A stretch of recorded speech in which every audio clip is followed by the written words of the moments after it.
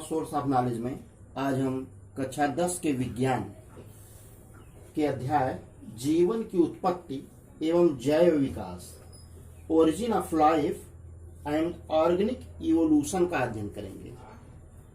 यह चैप्टर कक्षा 10 के लिए बहुत ही इम्पोर्टेंट है और इसका संपूर्ण भाग आपको कक्षा 12 में भी मिलेगा, इसलिए बहुत ही उपयोगी यह पाठ है। अगर आप सावधानी पूर्वक इसका अध्ययन करेंगे तो बहुत ही सुगमता पूर्वक आपको यह याद हो जाएगा और साथ ही साथ नोट भी बनाते चलिए। चलिए हम शुरू करते हैं जीवन की उत्पत्ति एवं जैव विकास। तो जीवन की उत्पत्ति के बारे में कहा जाता है कि पृथ्वी का उद्गम लगभग 4.6 अरब वर्ष पूर्व हुआ था, जबकि इस पर जीवन की उत्पत्ति लगभग 4 अरब वर्ष पूर्व हुई। इसके संदर्भ में अलग अलग वैज्ञानिकों का अलग अलग मत है। सबसे पहले विशिष्ट सृष्टिवाद का प्रतिपादन हुआ। इसको हम विशिष्ट उत्पत्तिवाद भी कहते हैं। इस सिद्धांत का प्रतिपादन ईसाई फादर सारेज ने किया तथा मिल्टन ने इसका समर्थन किया। विशिष्ट सृष्टिवाद के अनुसार संपूर्ण ब्रह्मांड का निर्माण 6 दिनों में हुआ है। प्रथम दिवस यानी पहले दिन पृथ्वी और स्वर्ग का निर्माण हुआ। द्वितीय दिवस यानी दूसरे दिन आकाश का निर्माण हुआ। तृतीय दिवस में वनस्पतियां अर्थात पेड़ पौधे बने। चतुर्थ दिवस में सूर्य, चंद्रमा तथा तारों का निर्माण हुआ। पंचम दिवस में पक्षी एवं मछलियां बनी तथा षष्ठम दिवस में मानव तथा अन्य प्रकार के जंतुओं का निर्माण हुआ। इस तरह से ईसाइयों के अनुसार पृथ्वी पर जीवन की उत्पत्ति ईश्वर ने कुल 6 दिनों में किया और विशिष्ट सृष्टिवाद के प्रवर्तक सॉरेज हैं, फादर सॉरेज हैं। दूसरा सिद्धांत हम पढ़ते हैं जिसको हम कहते हैं स्वतः जननवाद, अर्थात इस मत के अनुसार पृथ्वी पर जीवन की उत्पत्ति स्वतः ही निर्जीव पदार्थों से हुई है। इस मत के प्रवर्तक अरस्तु तथा वान हेलमांट हैं। अरस्तु के मत के अनुसार मिस्र में जब नील नदी सूख जाती है और नदी के कीचड़ पर सूर्य का प्रकाश पड़ता है तो उससे मेढक की उत्पत्ति होती है।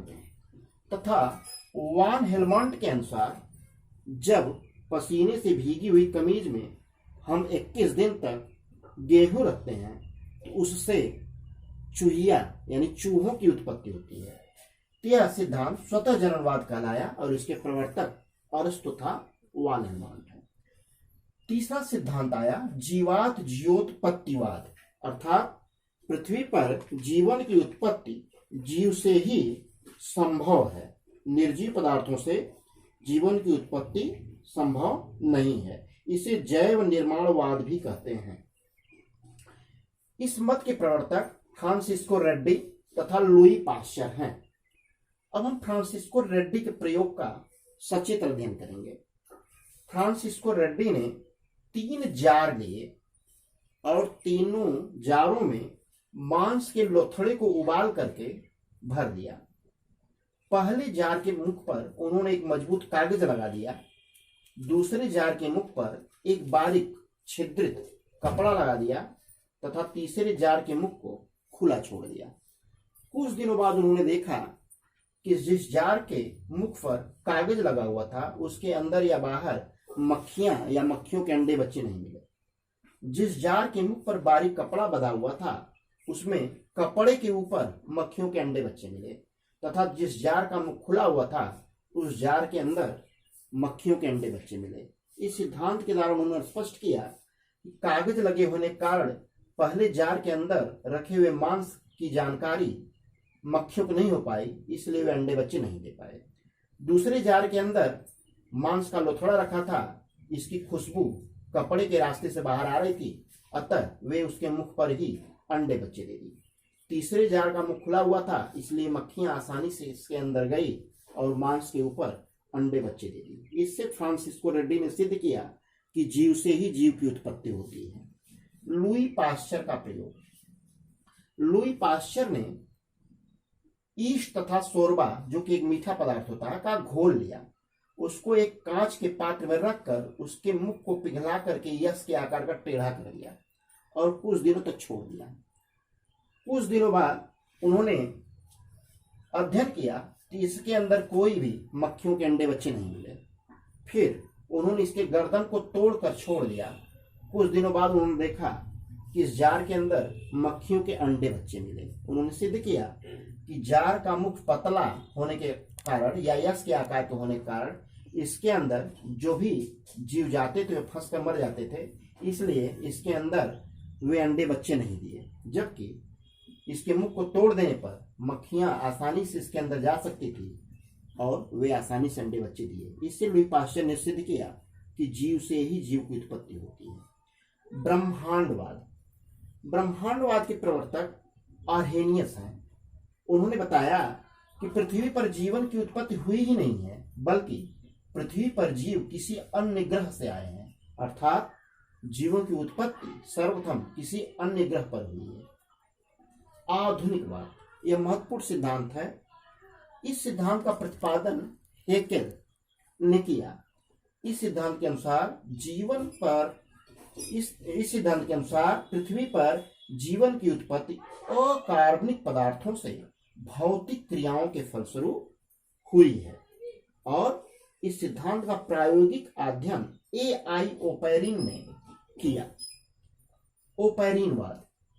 A.I. ओपेरिन ने बताया कि प्राचीन समय में पृथ्वी जलते हुए आग का गोला थी। इस पर किसी भी जीव के पाए जाने की कोई संभावना नहीं थी, क्योंकि पृथ्वी का तापमान लगभग 5000 से 6000 डिग्री सी था। धीरे धीरे जब इसका ताप कम होने लगा तो भारी तत्व जैसे कॉपर, फेरिक, निकिल इसके केंद्रीय भाग का निर्माण किए तथा हल्के तत्व जैसे कार्बन, हाइड्रोजन, नाइट्रोजन आदि इसके बाह्य वातावरण का निर्माण किए और कार्बन और हाइड्रोजन के संयोग से धीरे धीरे सरल यौगिक मीथेन का निर्माण हुआ। नाइट्रोजन और हाइड्रोजन के संयोग से सरल यौगिक अमोनिया का निर्माण हुआ। यह उन्होंने अपने सिद्धांत में बताया। ओपेरिन ने बताया कि पृथ्वी पर जीवन की उत्पत्ति कुल 4 चरणों में हुई है। प्रथम चरण को उन्होंने परमाणु अवस्था का नाम दिया। इस अवस्था में उन्होंने बताया कि CuFe निकिल यानी कॉपर, फेरिक, निकिल पृथ्वी के केंद्रीय भाग का निर्माण किए तथा कार्बन, हाइड्रोजन, नाइट्रोजन जैसे हल्के तत्व वायु वातावरण का निर्माण किए और ये आपस में आकर के मेथेन, अमोनिया जैसे सरल यौगिक का निर्माण बना। ठीक है। द्वितीय चरण उन्होंने बताया कि यह अवस्था अणु अवस्था कहलाती है। इसमें प्रथम चरण में बने हुए सरल कार्बनिक अणु से सरल कार्बनिक यौगिकों का निर्माण होता है, अर्थात मेथेन, अमोनिया आदि आपस में मिलकर के सरल कार्बनिक यौगिक बनाते हैं। तृतीय चरण में उन्होंने बताया कि कार्बनिक यौगिकों का निर्माण हुआ। इसके अंतर्गत असंतृप्त हाइड्रोकार्बन जैसे ethylene, acetylene, aldehyde, ketone, alcohol तथा वसीय अम्ल या कार्बोक्सिलिक अम्ल का निर्माण हुआ। चतुर्थ चरण में उन्होंने बताया कि जो भी यौगिक पहले बने उसमें एक समान यौगिक उच्च ताप और दाब पर अभिक्रिया करके बहुलीकृत हो गए, अर्थात इस चरण में यौगिकों का बहुलीकरण हुआ। फलस्वरूप पॉलीसैकेराइड का निर्माण हुआ। ये सभी क्रियाएं विकरहीन तथा कोशिका के बाहर घटित हुई। अतः हेल्डन ने आदि सागर के इस जल को कार्बनिक यौगिकों का एक गर्म पतला सूप या पूर्वजीवी सूप कहा। ऐसा माना जाता है कि पृथ्वी पर जीवन की उत्पत्ति इन्हीं के द्वारा हुई है। बाद में इसके द्वारा न्यूक्लियोप्रोटीन का निर्माण हुआ और कोई सर्वेट्स नाम का एक तरल चिपचिपा पदार्थ बना, जिसके द्वारा सर्वप्रथम जल में एक कोश की प्राणी यानी वायरस का निर्माण हुआ। कोई सर्वेट्स के निर्माण के बारे में सिडनी फॉक्स ने अपना मत प्रदर्शित किया। स्टैनले मिलर का प्रयोग। अमेरिकी वैज्ञानिक स्टैनले मिलर ने 1953 ईस्वी में आदि वातावरण को अपनी प्रयोगशाला में स्थापित किया। उन्होंने एक 5 लीटर का फ्लास्क लिया और उसमें मीथेन, अमोनिया तथा हाइड्रोजन के मिश्रण को क्रमशः 2:1:2 के अनुपात में ले लिया।